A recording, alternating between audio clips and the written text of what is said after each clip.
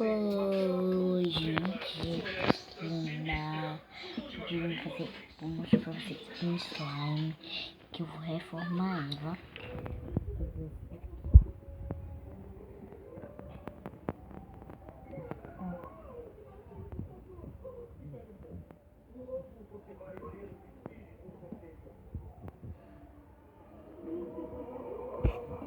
Vou reformar ela com esse creme aqui.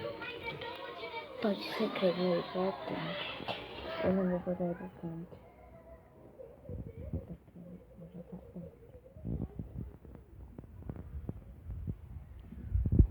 Deixa eu botar pra vocês aqui outra mão.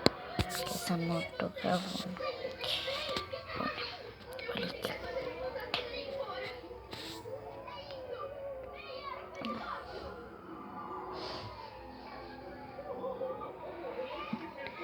Bom, e agora eu vou guardar.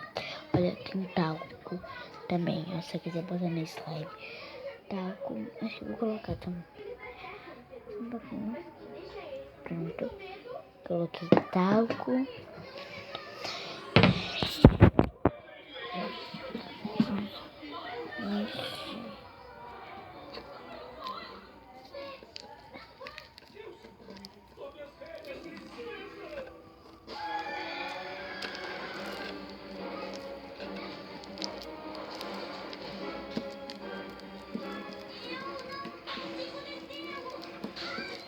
Depois eu vejo pra vocês. Tchau, gente.